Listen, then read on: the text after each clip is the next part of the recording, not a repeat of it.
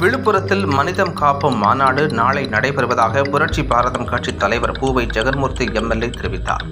புரட்சி பாரதம் கட்சியின் சார்பில் மனிதம் காப்போம் மாநாடு விழுப்புரம் புதிய பேருந்து நிலையம் அருகே உள்ள அம்பேத்கர் திடலில் நாளை நடைபெறவுள்ளது.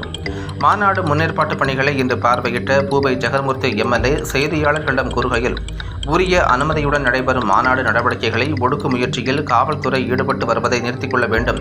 கட்சியினர் வைத்த மாநாட்டு பதாகைகளை காவல்துறையினர் அகற்றியது கண்டனத்திற்கு உரியது. வேறுபாடுகளை கடந்து அனைவரும் ஒற்றுமையாக இருக்க வேண்டும் என்பதை வலியுறுத்தும் விதமாக மனிதம் காப்போம் மாநாடு நடத்தப்படுகிறது. அதிமுக பொதுச் செயலாளர் எடப்பாடி பழனிசாமி மாநாட்டில் பங்கேற்கின்றார். தமிழகத்தில் ஒடுக்கப்பட்ட மக்களுக்கு எதிரான அநீதிகள் தொடர்ந்து கொண்டே இருக்கிறது. அதை தடுக்க வேண்டிய அரசு வேடிக்கை பார்த்து கொண்டிருக்கிறது. மக்கள் நலனில் அரசுக்கு அக்கறை இல்லை. மக்களின் துயரங்களை தீர்க்க எந்த நடவடிக்கையும் அரசு மேற்கொள்ளவில்லை. 2024 மக்களவைத் தேர்தல், 2026 தமிழக சட்டப்பேரவைத் தேர்தலில் மக்கள் சரியான பாடத்தை புகுத்துவார்கள் என்றார். தொடர்ந்து சங்கராபுரம் ஒன்றிய செயலாளர் ஓவியர் பாபு எழுதி வடிவமைத்த மனிதன் காப்போம் மாநாடு முழுக்க பாடலில் குறுந்தகட்டை ஜெகன்மூர்த்தியார் வெளியிட்டார். இதனை கட்சியின் முதன்மை செயலாளர் ருஜேந்திரகுமார், மாநில செயலாளர் ஒருகோடி சிலம்பரசன் ஆகியோர் பெற்றுக் கொண்டனர். நிகழ்ச்சியில் கட்சியின் துணை பொதுச் செயலாளர் பூங்கா நகர் காமராஜ், இளைஞரணி மாநில பொதுச் செயலாளர் தர்மன், மாநில செயலாளர் எட்மன், கட்சியின் விழுப்புரம் மாவட்ட தலைவர் எம் தமிழரசன், மாவட்ட செயலாளர் திருநாவுக்கரசு, மாவட்ட பொருளாளர் மனோ, கள்ளக்குறிச்சி மாவட்ட செயலாளர் பூவை ஆறுமுகம் மற்றும் கட்சி நிர்வாகிகள் பலர் கலந்து கொண்டனர்.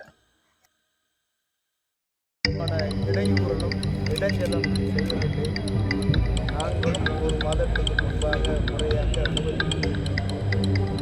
கொடி வைப்பதற்கும் பெயர் பலகை வைப்பதற்கும் அனைத்திற்கும் ஆனால் எங்களை மட்டும் ஒரு சில காவல்துறை ஆளுங்கட்சிக்கு ஆதரவாக இருக்கின்ற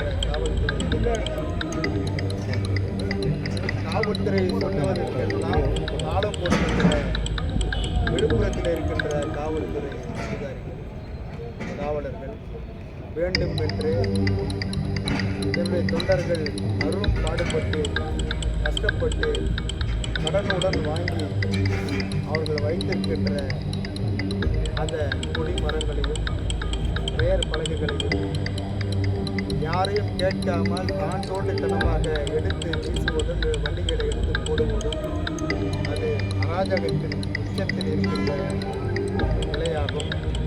இதே வேறு யாராவது செய்தால் ரவுடி என்று சொல்லுவார்கள், அவன் மேல் வழக்கை பதிய வேண்டும் என்று சொல்வார்கள்.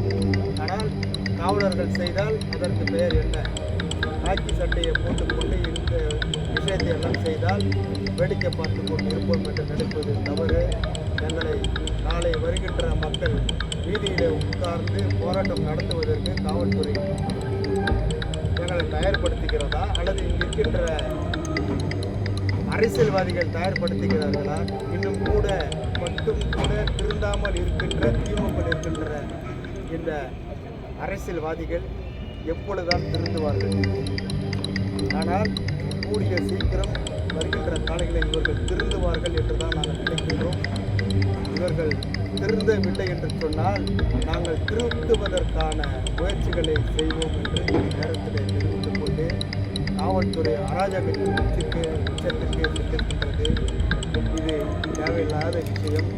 வேணுமென்றே எங்களை போராட்ட களத்தில் இருப்பதற்கு இங்கே இருக்கின்ற உயர் அதிகாரிகளெல்லாம் கூட அவர்களுடைய கவனத்திற்கு கொண்டு செல்லாமல் இங்கே இருக்கின்ற காவல் நிலையத்தில் இருக்கின்ற ஆய்வாளர், உதவியாளர், காவலர்கள் போன்றவர்கள் தான் இந்த அரசியல்வாதிகளுக்கு சலாம் போட்டுக்கொண்டு அவர்களிடத்தில் பணத்தை பெற்றுக்கொண்டு அல்லது அவர்கள் அதட்டுகின்ற அதட்டலுக்கு பயந்து கொண்டு எங்களை வம்புக்கு இழுக்கிறார்கள், எங்களை உதாசீனப்படுத்துகிறார்கள், எங்களை அசிங்கப்படுத்துகிறார்கள், எங்களை கோபுற வைக்கிறார்கள், எங்களை போராடவும் வைக்கிறார்கள்.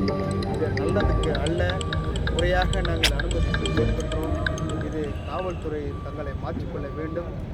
இன்னும் எத்தனை முறை இது போன்ற அரசியல்வாதிகளுக்கு இவர்கள் சலாம் போட்டுக்கொண்டு அவர்கள் பின்னாடியே அழைத்து கொண்டிருப்பார்கள் தெரியவில்லை.